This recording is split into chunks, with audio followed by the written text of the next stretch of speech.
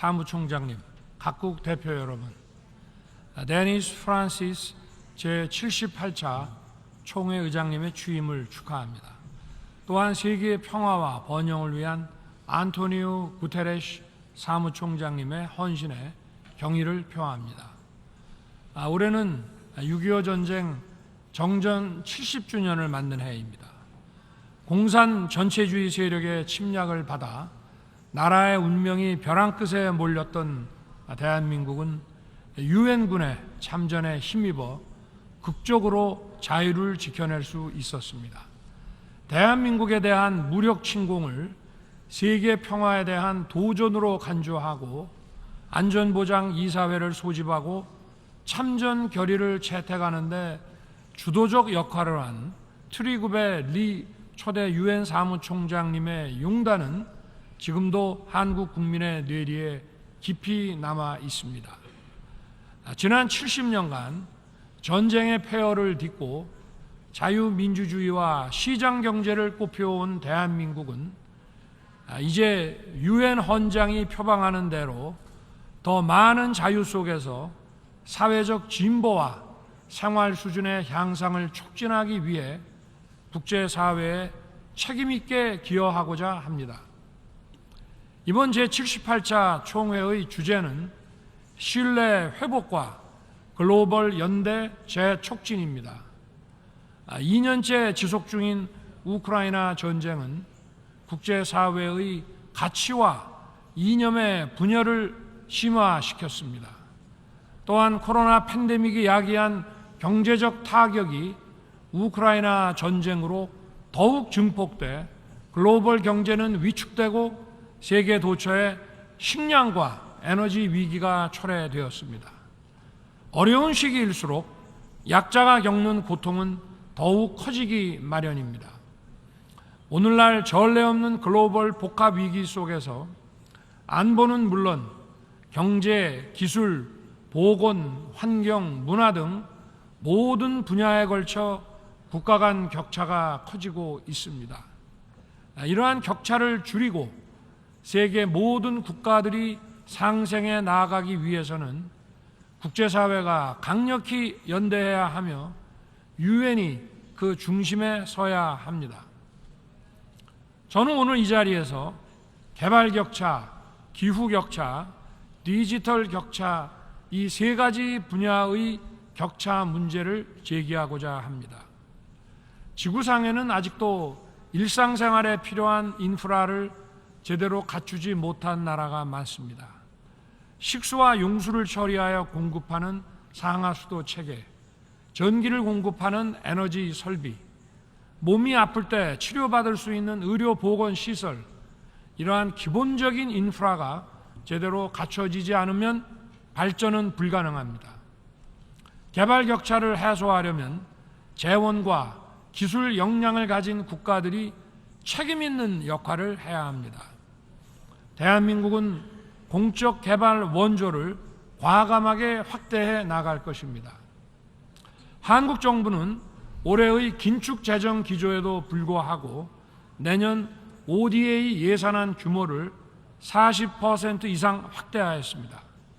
이에 따라 내년에 한국 ODA 예산은 2019년 대비 2배 이상의 규모가 될 것입니다. 확대된 ODA 자금을 활용해 수원국의 수요에 맞는 맞춤형 개발 협력을 추진하겠습니다. 특히 수원국들이 사회 경제적으로 스스로 도약할 수 있는 역량을 갖추도록 교육 훈련 분야에 대한 ODA를 적극 추진해 나갈 것입니다. 1년의 교육 훈련이 10%가량의 소득 증대를 가져오며 이러한 효과는 저소득층과 여성에게 더 크게 나타난다고 합니다. 우리는 이런 효과를 전 세계에 확산시켜 나가야 합니다. 기후위기는 국가 간 경제 격차를 더욱 악화시키고 인류의 지속가능 발전을 제약하는 또 다른 도전 요인입니다. 올해 7월 우리는 지구의 기후 관측 사상 가장 더운 여름을 경험했습니다.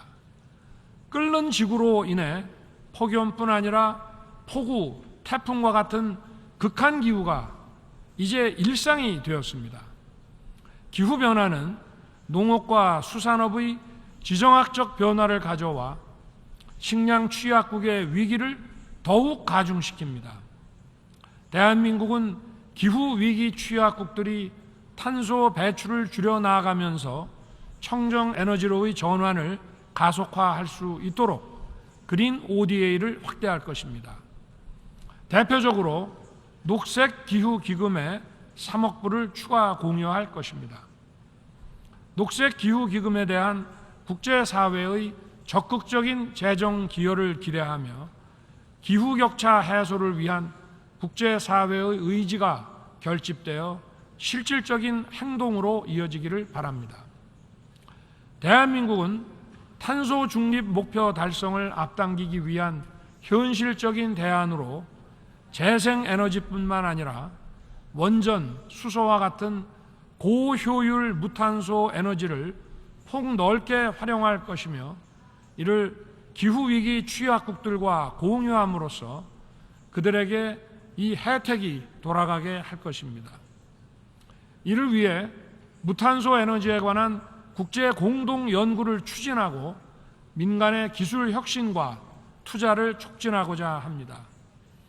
나아가 대한민국은 무탄소 에너지 확산을 위해 전 세계 누구나 참여할 수 있는 오픈 플랫폼인 카본 프리 연합을 결성하고자 합니다. 다음으로 대한민국은 우리의 강점인 정보통신 기술을 활용하여 디지털 격차를 줄이는 데 선도적 역할을 하고자 합니다. 지금은 디지털의 고도화로 모든 문화와 산업이 디지털 기반으로 전환되고 있습니다. 디지털 격차는 곧 경제의 격차를 의미합니다. 따라서 디지털 격차의 해소는 글로벌 사우스 문제의 해결을 용이하게 할 것입니다. 한국은 디지털 보급과 활용이 미흡한 나라들의 디지털 전환을 지원하여 이들 국민들이 교육, 보건, 금융 서비스에 보다 쉽게 접근할 수 있도록 할 것입니다. 저는 작년 9월 뉴욕대에서 그리고 지난 6월 파리 소르본 대학에서 AI와 디지털에 대한 공정한 접근과 디지털의 안전한 사용이 보장될 때 디지털 문화가 더욱 발전할 수 있음을 강조한 바 있습니다. 또한 디지털 윤리 규범을 논의하고 제시하기 위한 국제기구를 UN 산하에 설치할 것을 제안하였습니다. AI와 디지털의 오남용이 만들어내는 가짜뉴스의 확산을 저지하지 못한다면 우리의 자유가 위협받고 자유민주주의에 기반한 시장 경제가 위협받고 우리의 미래 또한 위협받게 될 것입니다. 대한민국은 디지털 질서의 바람직한 미래상을 구현하기 위한 디지털 권리 장전을 조만간 제안할 것입니다. 한국 정부는 UN 내 국제기구 설립을 지원하고 AI 거버넌스 구축에 구체적 방향을 제시하고자 AI 글로벌 포럼을 개최하고자 합니다. 아울러 UN이 추진 중인 AI 고위급 자문기구와 긴밀히 협력하여 전 세계 전문가들 간의 소통과 협업의 네트워크를 제공하고자 합니다. 의장님, 사무총장님, 각국 대표 여러분, 국제 평화와 안전 없이 우리는 어떠한 발전과 번영도 이룰 수 없습니다. 저는 지난 7월 키이우 방문 시에 국립아동병원에서 치료받는 어린이들의 애처로운 눈망울을 보았습니다. 전쟁의 첫 번째 희생자는 어린이이며 이들은 다름 아닌 우리의 미래입니다. 한국 정부는 우크라이나 평화연대 이니셔티브 공약에 따라 안보, 인도, 재건 분야를 망라한 포괄적 지원 프로그램을 이행해 나갈 것입니다. 또 2주 전 G20 정상회의에서 밝혔듯이 내년에는 3억 불을 공여하고 추가로 20억 불 이상의 중장기 지원 패키지를 마련하여 우크라이나의 재건을 적극 도울 것입니다. 북한의 핵과 미사일 프로그램은 대한민국의 평화에 대한 직접적이고도 실존적인 위협일 뿐 아니라 인태지역과 전 세계의 평화에 대한 중대한 도전입니다.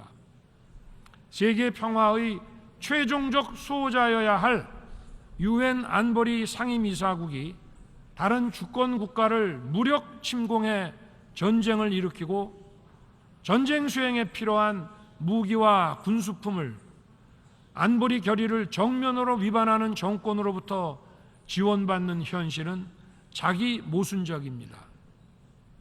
이러한 상황에서 안보리의 개혁이 필요하다는 의견이 폭넓은 지지를 받게 되는 것입니다.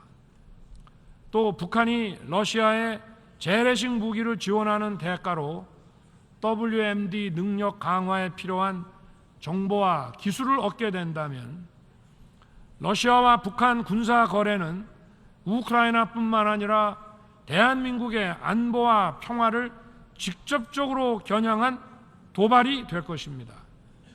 대한민국과 동맹, 우방국들은 이를 좌시하지 않을 것입니다. 총회 의장님, 사무총장님, 각국 대표 여러분, 나라마다 군사력의 크기는 다르지만 우리 모두가 굳게 연대하여 힘을 모을 때, 그리고 원칙에 입각해 일관되게 행동할 때 어떠한 불법적 도발도 차단할 수 있을 것입니다. 대한민국은 2024-25년 안보리 이사국으로서 유엔 회원국 여러분들과 긴밀히 협력하면서 세계 평화를 진작하고 구축하는 데 책임 있는 역할을 수행해 나갈 것입니다. 우리의 미래 세대에게 정의와 법치가 살아 숨쉬는 국제 질서, 그리고 지속 가능한 자유, 평화, 번영을 물려주는 것은 오늘 이 자리에 함께한 우리 모두의 역사적 책무입니다.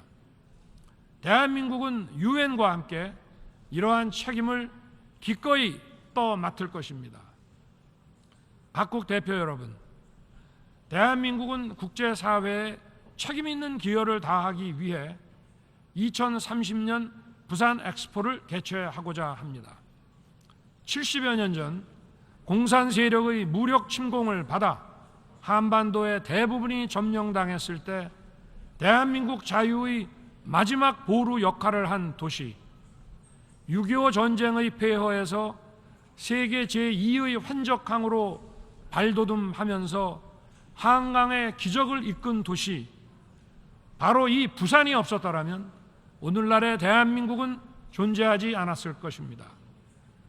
대한민국은 이제 유라시아 대륙과 태평양을 연결하는 관문인 부산에서 2030년 엑스포를 개최함으로써 글로벌 책임 국가의 역할을 적극 수행하고자 합니다.